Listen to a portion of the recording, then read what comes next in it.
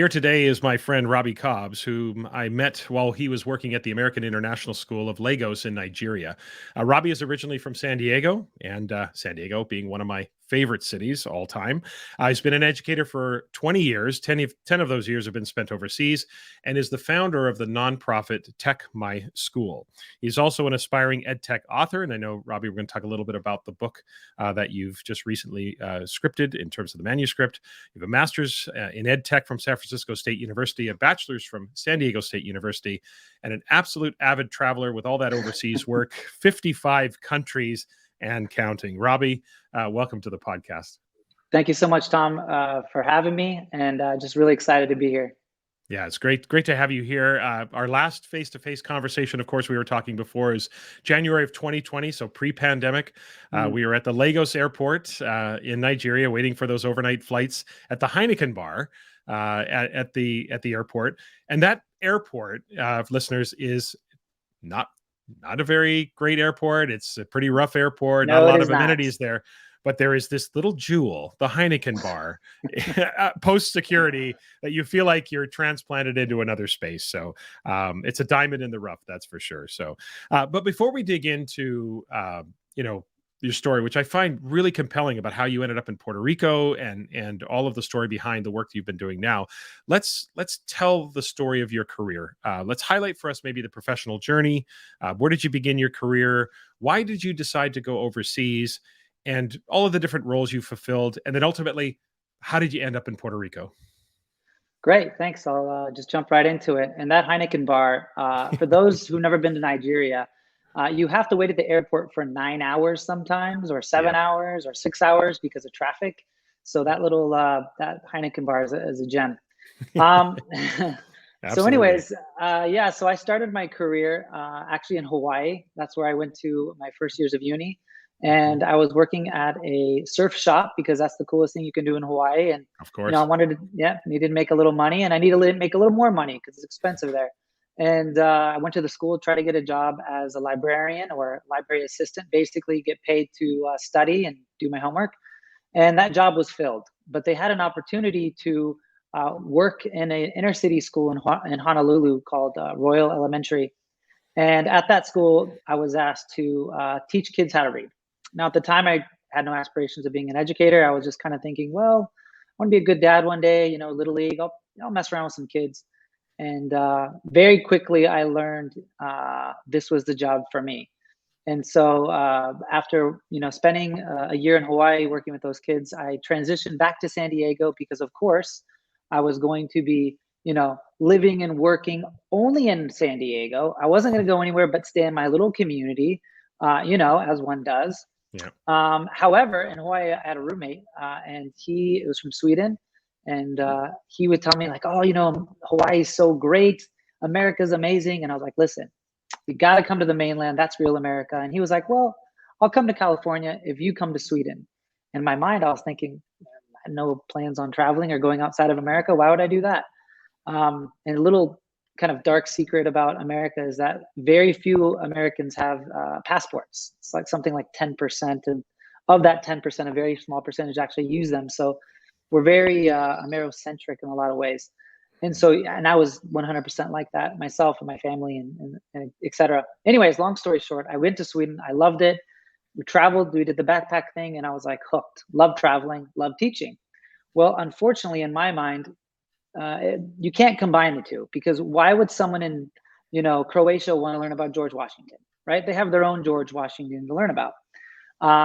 So I went through the local schools in San Diego, and when I was there, I actually had a teacher who was a mentor to me, and she talked about teaching internationally through an American military base, through the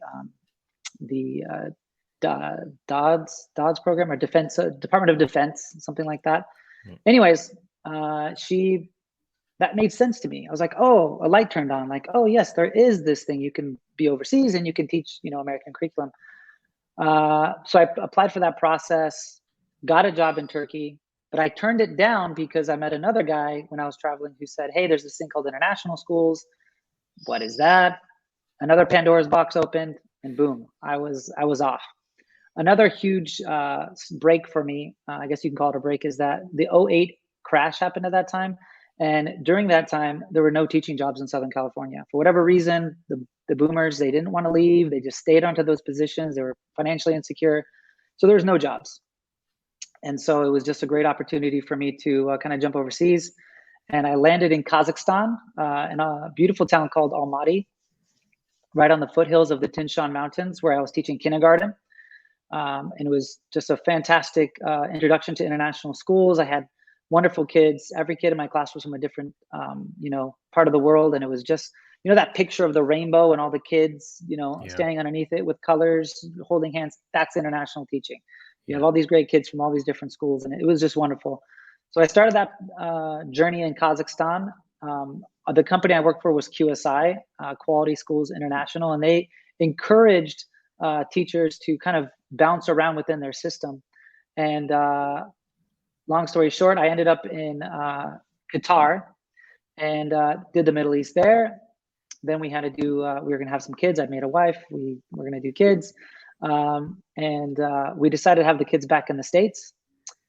Then I went to San Francisco because there was an international school there in the States. So I could have the boys be born in California. There's an international school, Yucheng International School, where I was the tech integrator and a fourth grade teacher. And then I got my master's in tech ed. By that point in my career, I had kind of was drawn into tech. I mean, really, there's my own core values as a person. There's two things that and like many educators, my two core values are I love learning and I love helping people. And so tech is just a natural fit for me because you have to continually be learning all the time. They're continually upgrading things, introducing new things. So it's just that constant learning stream. And then with that, people don't know how to use it, right? Even for me, sometimes they'll change Google. I'm like, where's the button? So there's a constant opportunity to help others. So very natural fit for me. And then we were back overseas. I became the technology chair at the American International School of Jeddah. I was there for 4 years. And then I was in Lagos, Nigeria, where we had met. You'd come in and done some great work, standard-based work. And actually, my first introduction to you was before I met you, was when I was in Jeddah. I was working for one of my all-time mentors. His name is Earl Chamberlain. He was the superintendent. And he introduced me to you in your work and standards-based learning. And him and I, along with other very excellent educators, were able to take a traditional school into a standards-based learning school. And, I was a part of that process from start to finish, everything from helping the parent community understand that to, creating the standards-based report card that fits in the antiquated SIS system. Right. So that was great. And then that was about where we met. I was a tech director in Lagos for 2 years. And then COVID hit. Yeah. And so that was the kind of defining moment that kind of got me to Puerto Rico. Okay. So tell us more about that, because I think the story of you ending up in Puerto Rico and take us from there, because I think this, as the story unfolds, not just your move to Puerto Rico, but what you sort of found. So let's take this in two parts. One is, what made you decide to go to Puerto Rico, and what was the plan when you went to Puerto Rico? And then once you got to Puerto Rico, the plan changed, didn't it? Yeah. So essentially COVID kind of killed the culture of our school. We moved to Lagos to, really be immersed in the culture and have the kids be really active and outdoors and be a part of a big community. And then it just, everything became insular. And, I was a part of the team where we put forth a comprehensive digital learning plan. Along, myself, Melissa, Sean, there was a lot of great educators on the team. And, but though it looked great on paper, the reality of it was 18-hour workdays for my wife, 6-7 days a week. She's, helping kids in Houston at this, for a few hours, and she's helping Lagos kids, and she's helping kids in Korea, because everyone kind of scattered, and we all know how that went. Now, at the same time, so she was getting burned out, right? Just because of the structure of the work. At the same time, Nigeria was going through civil unrest. So this was a time, it was the SARS movement. You had people being literally murdered in the streets. buildings and stores that we would frequent were becoming, burned down or robbed. It became very dangerous. And so when COVID hit, a lot of the expat families left, Right. and all the family things left with it. So for example, my kids used to do 6 activities a week, fencing, boxing, tennis, golf, all these different great activities. It went from that to nothing, to just staying indoors, locking yourself in there and just seeing this chaos outside. And that was the time they asked us if we want to, re-sign up for another 2 years. And for international teachers, you get a 2-year contract. And then after you complete your first year, that fall, you get asked if you want to, sign up for an additional 2. So it was kind of, I guess, particular timing at that moment. And we just kind of looked at each other, my wife and I, and we just made a call and decided to take a sabbatical. And I told my wife that, listen, if we're going to take a sabbatical, I'm going to an island and I'm buying a boat. I'm going to be, you know what I mean? I'm going to go somewhere beautiful. I want to just relax. I'm going to, get on this boat. I love water sports. I love the water. And she can relax and just sleep in and all that kind of stuff. I'll put the kids in the local school. And then you actually inspired me when we had met at the Heineken bar about, what I asked you, how did you get from Tom Schimmer, the regular guy at a school, to Tom Schimmer, the legend that you are? All right, Robby, let's not get carried away here. But I'll take it. Thank you. Yeah. Legend in my own mind. Yes. How do you get to Tom Schimmer status? And you kind of just walked me through the process, and it became very, just organic and real, and just it became palatable for me. And it seemed like, oh, maybe I can do this. So I decided I'll do a capstone thing for my career and write a book, and who knows where it'll go. But Puerto Rico was the place. My uncle had bought a place right after Maria because the real estate was just crazy cheap. Like this unbelievable beach house for very, very cheap compared to San Diego. So we visited. It was beautiful. We did the recon, and we're like, this is going to be it. Great weather, sense of adventure. It was foreign, and they had a Costco, which is huge because living in Lagos, you're missing those kind of things. So it was very strange too, because prior to going to Puerto Rico, I thought Puerto Rico to the US was something kind of sort of like a distant relative, when really they are more like a half brother. Everyone on this island is an American citizen. Right. Going back to what you said about your wife and the days, I can't imagine, listeners, just for context, when with most international schools, when quarantine happened and lockdown happened, most expat families went home. And that means these international school students are going back to the United States, they're going to Korea, they're going all over the world. And the teachers were still trying to support them in the work. So up in the middle of the night, and that's where that 18-hour days, I can't even imagine how that was, the level of burnout would be almost expected when you're trying to support students. You're doing your best, you're passionate about helping your students, but just the sheer relentlessness of all hours of the night, literally trying to support. Do you have the boat, Robby? Did you get the boat when you got to well, Puerto Rico? Funny thing is, I got here, I got a paddleboard, I got a couple of little things. We were kind of figuring it out. And then we loved it, and I bought a house. Okay, well, there you go. So now it's you. So you can't water ski behind the house, though. The boat will come, but the boat will come. The house became kind of the big purchase. And it just became this beautiful. It was better than I expected in many ways. Yeah. Well, the pictures are phenomenal. Now, I've heard you say many times on Twitter and other spaces, as you were just talking about, Puerto Rico is the United States. It's an unincorporated territory. People are American citizens. And you've said that it is essentially the United States in every way except education. So I want to ask you specifically, what are some of the surprising things you found when you went to Puerto Rico for the first time, when you moved there? And then what caused you to think to yourself, I need to start a nonprofit. I'm going to start Tech My School. What was it that you found there in Puerto Rico? Yeah. So having the context of living in Hawaii and also being in San Diego, a city bordered with Mexico, in my mind, Puerto Rico was kind of like this Mexican Hawaii. That's what I was thinking in my head. Oh, okay. And the first thing that kind of threw me off when I got here was we were driving down the street and I saw a United States Postal Service, car go by. Like the post office, the same kind of postal service that we have back in San Diego. And I was like, that's, interesting. And why are they here in Puerto Rico?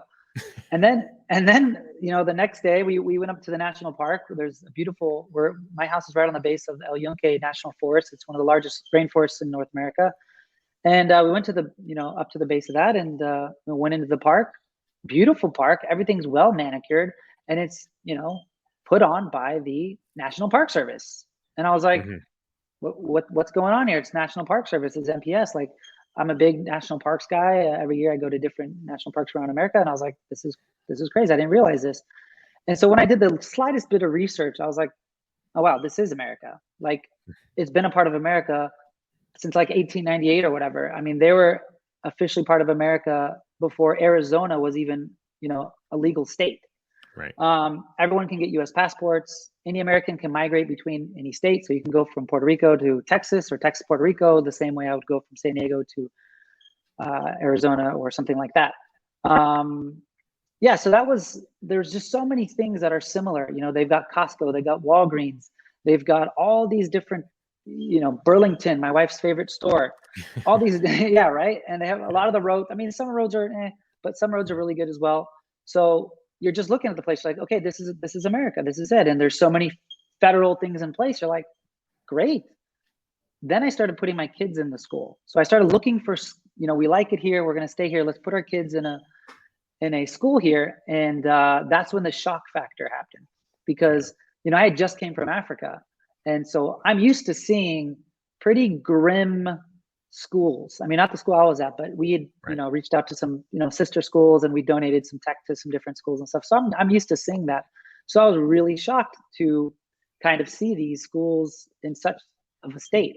First we started with a private school, and I walked in and I was walking around with the director. He was a guy from Texas who, created the school 25 years ago because he couldn't find a school for his kids that he wanted. So long story, I'm walking around as a prospective parent, and, I just can't take the lens off.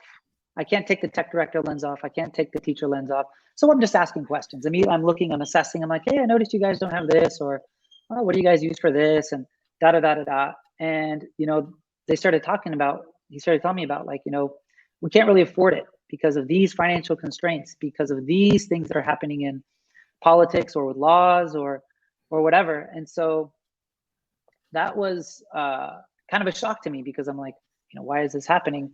And we really started to just look for something decent around the island. And we weren't expecting anything great, but there just wasn't. Everything was just grim. Now, there are a few select international schools that are here. One of them being like Tassis Dorado. There's a couple of Tassis schools around the world, one in Switzerland, one in London. I mean, there's a few elite schools here with, limited spaces and, a $30,000, $40,000 price tag. But for everyone else, for the 3 million plus people, it's not like that at all. And so the response I kind of was asked myself was like, we have this American standard with the post office, with national parks, the State Department. I mean, I renewed my son's passport. But when it comes to the most important thing of all, in my opinion, the education, the thing that determines the future and the prosperity for the next generation, the current standing in PR is just so far behind even the lowest schools in America. And it's no wonder why they have the problems that they do on island, and why there's such a major brain drain on the island. I mean, 135,000 people left in 2018 alone, 4% of the population. You've got just so many issues. You've got, of an island of 3 million plus people, 3.2 million people, the last study they did in 2016, 694 high school graduates from Puerto Rico went to the mainland. That's it, on the entire island. And they can go. There's no passport, there's no visa, there's nothing. It's just like going from San Diego to Arizona, like I said. So it's like you have only 694, and those are going to be that's it. And then good luck getting them to come back, because a teacher here is going to make between $1,300 and $1,900, and a teacher in Florida is going to make $4,000, $5,000, nearly starting. So it's like, how can you compete with that? You can't. Yeah.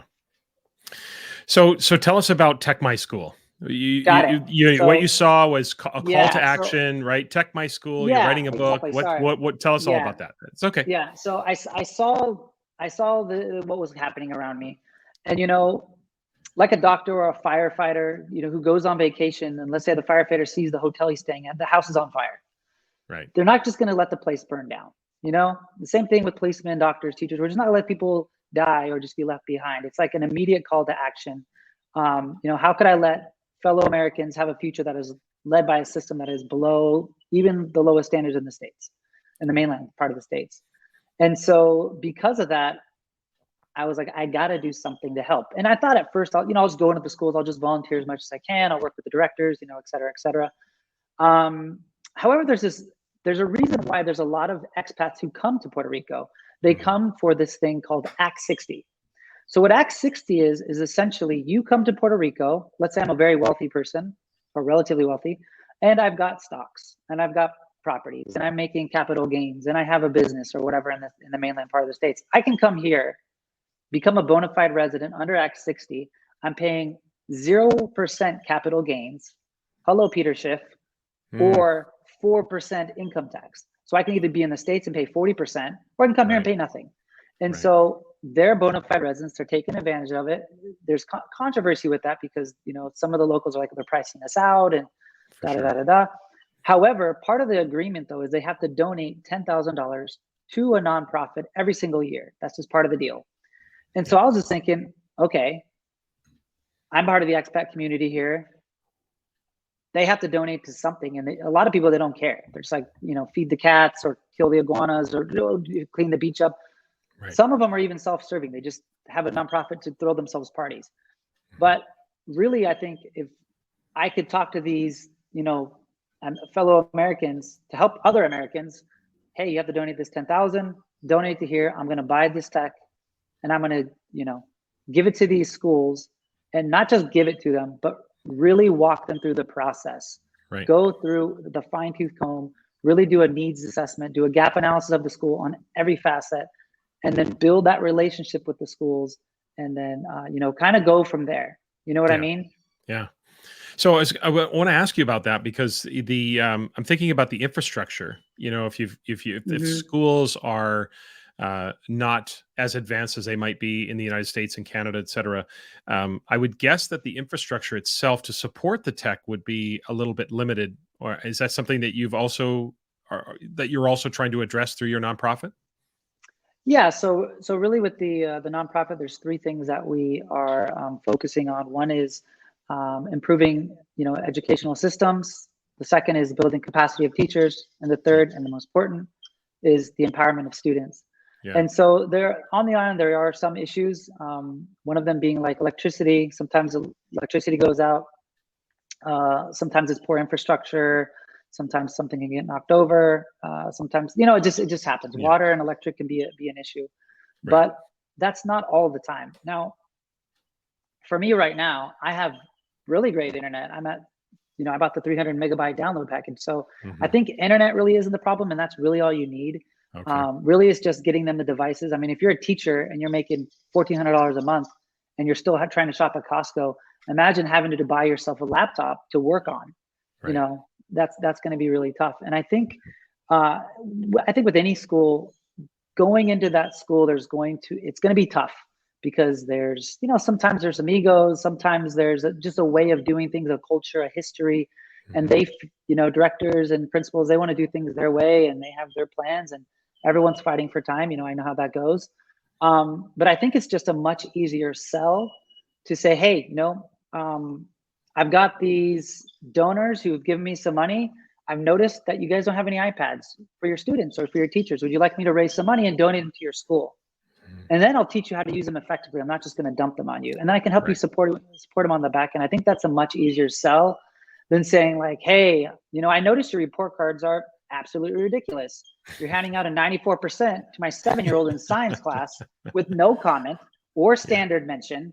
Would you like me to come in and help you rethink the way you do assessments and reporting for all your teachers? I want to get to that. Don't get me wrong, but the carrot is the tech. Our nonprofit is tech driven, but it's 100% learning centered. It's not tech for tech's sake by any means. Yeah. The other part, among other things, is just building is going to come through, relationship building and trust. Again, I've had to flip a school from traditional grading to 100% buy-in.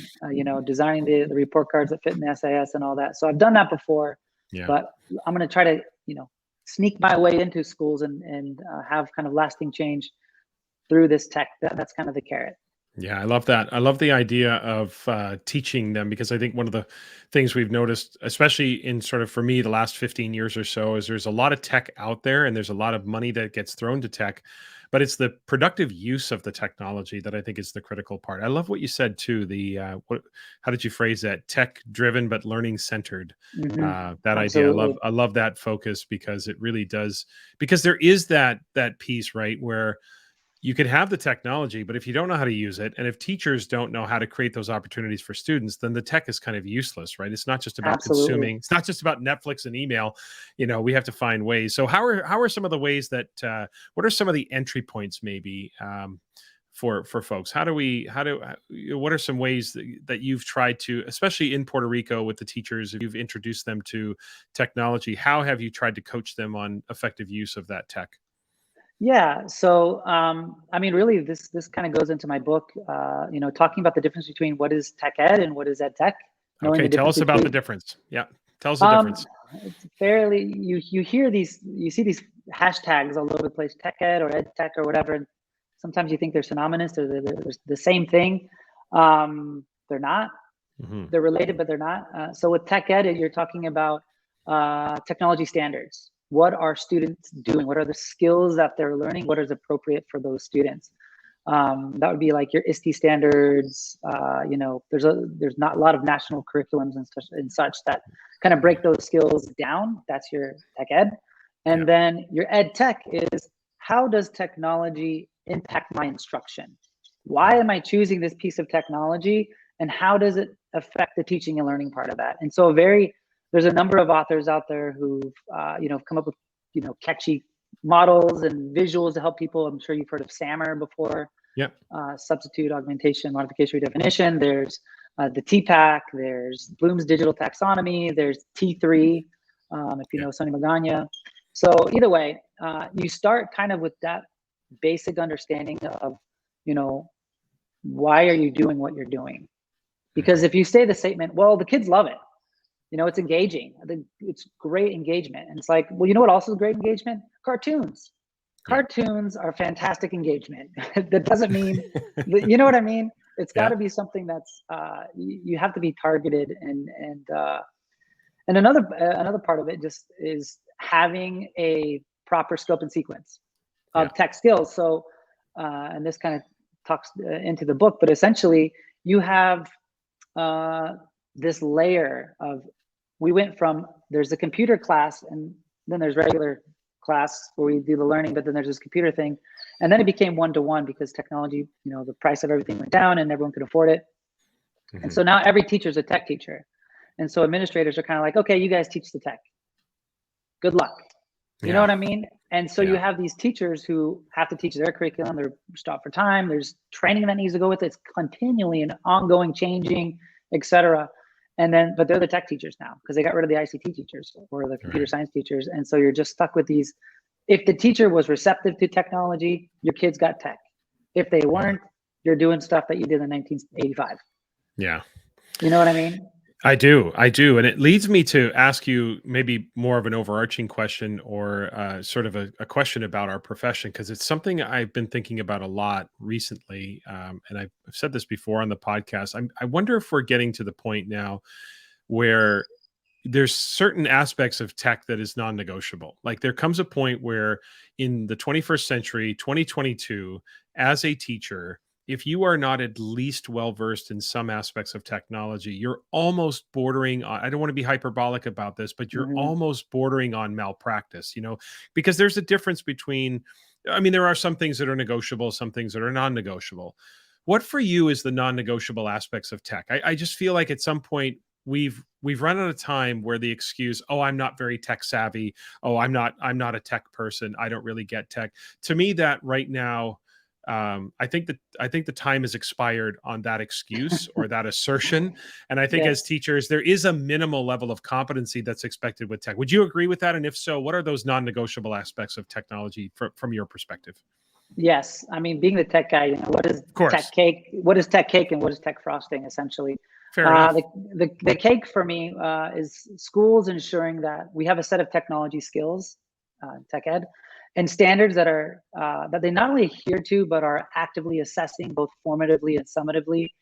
These could be ISTE standards, they could be state or national curriculum, but ultimately they have to include some sort of relative or practical skills for today and tomorrow.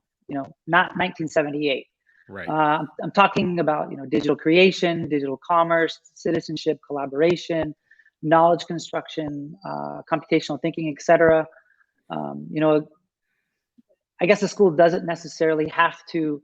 Not everyone has to be a programmer for Canva, but everyone should know how to use something like Canva, where they're digitally creating, I guess you could say. Right.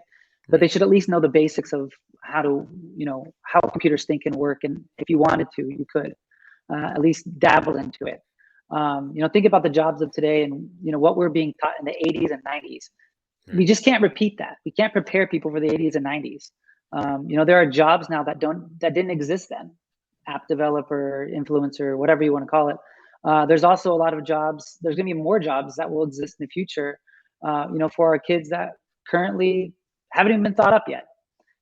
Things that are technology based, digital create, because really it's got to be technology based, and digital creation is power, really, truly. Because if you don't have that ability, you're just so far behind. I mean, how many people consume from the devices every day, and how many have the ability to create the applications and softwares that we use? I mean, I believe that, we are almost in the time of the Renaissance before the clergy. But back in the clergy days, they had all the power because they were literate. And now everyone else had to kind of listen to them and, do what they said because they couldn't read or write. And I almost feel it's like that now. It's where you have these coders and programmers and people who can create digitally, they have all the power. I mean, think about all the most influential people in the world: Zuckerberg, Elon Musk, Evan Spiegel, these guys were all coders. And Jack Dorsey, he's controlling speech in a lot of ways. So that's the kind of thing we got to flip that pyramid. We have like this, let's say 95% digital consumer and only 5% producers. We need to flip it. We need to make it 95% producers and 5% only consuming. I mean, you don't necessarily have to, like, let's say with literacy. I mean, everyone needs to know how to read and write. There's no debate about that. However, not everyone's going to be an author, and that's okay. Sometimes you just write a letter to your wife or your mom or your sister or whatever. I've made little apps and games for my brother or my son. My son got sick one time on Halloween. He couldn't go on Halloween, so I told him to put his picture on, the picture of himself in his little Batman costume. I took a couple of pictures. I uploaded them to the computer, and I made a little video game for him that day when we were at home, because I had to stay home with him. And that was his Halloween. Was he got, you know what I mean? It's not going to go viral or anything, but it's just something that we're all consuming on these things. We need to know how to work on them. Now, in terms of the icing, like what is the cool stuff, the negotiable stuff, I guess you could say. For me, this would probably be more like AR, VR, stuff like that. I think there's some really nice, cool things you can do with those things. They're not completely developed fully, but I still think you can do some really great things. I think that they're still, very relevant. Teaching secondary students how to mint their artwork in art class, for example, putting them into NFTs, teaching them about digital commerce and the blockchain. Those are some things that I think would be really great for schools to have, and that's the direction they should be heading. Because again, you're just talking about empowering students with a world that is present and in the future. And then, keeping up with the latest and greatest, devices, robots and stuff like that. So I think for teachers, they have to know at least the basics of, their tech ed standards and have some sort of conceptualization of ed tech as to why they're choosing things. There's one particular set of standards that kind of encompasses all. I think they do a really great job. It's called the DQ Institute for Global Standards of Digital Intelligence. They have 24 digital competencies that focus on 8 critical areas of digital life: identity, use, safety, security, emotional intelligence, literacy, communication, and rights. And so that's somewhere teachers can kind of go and kind of get like a baseline, like, okay, here's something I can look at and kind of, start if you wanted to kind of see where ideally we should be. It's not mainstream, but I think if you wanted to kind of get ahead, or at least, because again, with education, especially with bureaucracy, with unions, with different cultures of each school, a lot of times the benefit that your students are going to, truly gain is from your own efforts, your own individual. I know we don't have to do it. I know that this isn't what, I could just be watching Netflix right now, but my kids are worth it. I know my kids need this. Maybe the system that we were all brought up in isn't here yet, but I can access it now. I can give it to my kids now. And there's no reason why you shouldn't if you have the opportunity and you care about kids' futures, really, right? Right. Absolutely. I love that. I love that cake and frosting. I may have to borrow that. I think that's a great way to look at it. And I also appreciate the reference to the Renaissance, the idea that we're at this point where right now there's a small number of people that have a lot of the power and control, and that's going to end up flipping. And, as I talked about, I think we have to be honest in noting that some teachers have been negligent in becoming tech savvy, but I really feel like many more are just overwhelmed. They just feel that the rapid pace of change, and of course tech is accelerating in the last decade. We've seen just a tremendous amount of change. Even when you think back to, say, 2012, 10 years ago, what was tech like in terms of personally and in schools, and look at it now, right? So I think, if I'm a teacher and I'm feeling overwhelmed, I really understand what you're saying, Robby. I really want to bring more ed tech and tech ed into my classroom. I want to be that, but I'm feeling overwhelmed. So from your perspective, what's the advice? How do I get started, or how do I start to supplement what I'm doing? What's a good entry point for me if I'm just feeling completely overwhelmed by tech at this point in my career? That's a great question. That's essentially what I'm writing the book about. I'm writing a book about, ways people, whether they're new teachers, incoming teachers, veteran teachers, administrators, whoever, where can they start? What are some advices? And maybe they won't do all the things, maybe they'll do one or two, but yeah. So really there's a few ways to get started, whether again, you're new or whether you've done a very good job of camouflaging yourself, because there are many teachers who have great camouflage, and they can kind of nod their head during a PD, or, when an administrator walks in the room, and then they kind of revert back, they come out of their shell and they go back to their normal, natural ways, I guess you could say.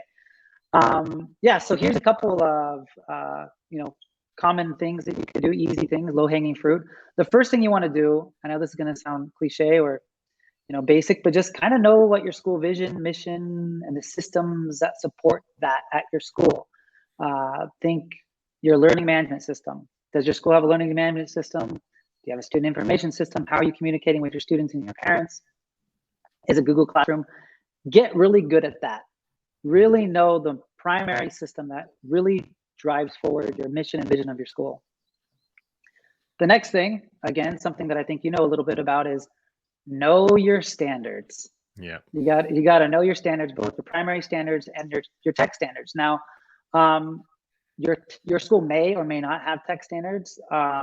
If they aren't, you can ask your director of teaching and learning, your principal, your instructional coach, whoever, your team leader, and talk about adopting some, because this is, again, it's not for you. You're gonna have to do a little bit of work, but it's for our kids. Like, again, you can't keep preparing people for 1984.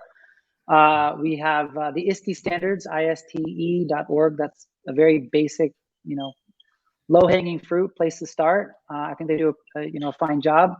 And then again, I mentioned DQ. DQ incorporates the ISTE standards and many more. If you want to get a little bit more, they're very spot on. For your ed tech models, again, you want to look at how the tools that you're using in your classroom, how they impact instruction, both for yourself and for the learning and for your students. So there's the SAMR, SAMR. If you just Google that, it'll kind of appear. And really, you want to click SAMR infographics.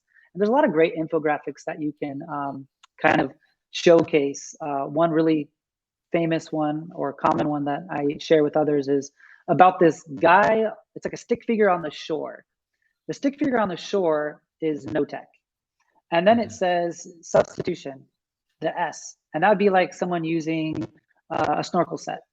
And then the A is someone who's, on a canoe. And then an M is someone who's, diving. And then the R is someone, really deep in a submarine or something like that. So look at these impact models. You can YouTube stuff as well, just to kind of get a sense of how this affects your instruction. Yeah. I would say if it's your first year kind of doing this, choose 2 new techs. Let's say the learning management system.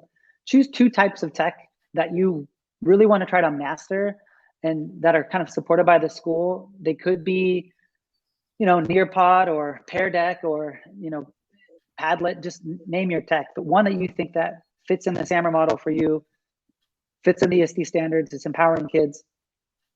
Grab those 2, really kind of learn them with your students, practice with them. There's going to be, failure. Embrace the failure. It's going to happen. Either the computer's going to break, this isn't going to happen, this guy's going to forget his iPad. It's just going to happen. So you just have to you have to be very fluid, very flexible.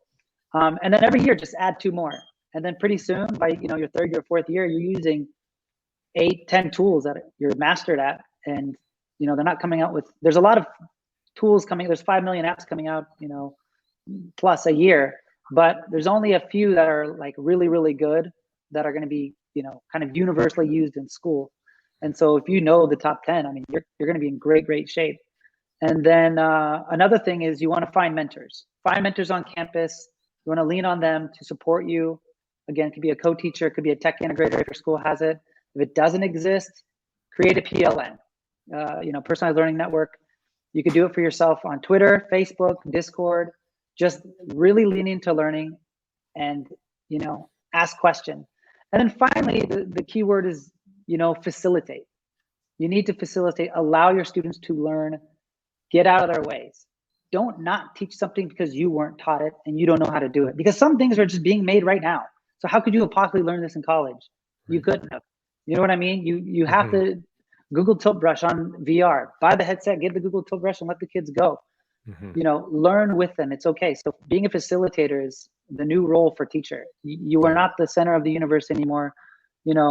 This phone right here, much smarter than you are. It's got all the dates, it's got all the names, it's got everything like that. So, there's thousands of instructional videos on whatever it is you're trying to teach. There's 51 million YouTube channels. So just facilitate, introduce things, know what kids need, and then just let them kind of go. Yeah, it feels a lot like once I have the willingness, I know it's cliche, but think big, start small, slowly add things, get really good at what you're doing. And pretty soon in a short number of years, you're going to have this expansive repertoire about possibilities. So our willingness and our imagination are often the things that get in the way the most of the time. The opportunities are available to us if we have the willingness to go learn. And I also love that idea of learning alongside your students, saying, hey, I don't know this either, but I'm really curious about that. What a great way to model that idea of inquiry or curiosity alongside learning the technology. So Robby, we look forward to the book coming out and look forward to being able to dive into more of that content specifically. I've got 2 questions as we finish up here. Really appreciate you being here, Robby. The 2 questions I ask everyone who comes on the podcast, and the first one, and you can take this in any direction you want to, but the question is simply, educationally speaking, what keeps you up at night?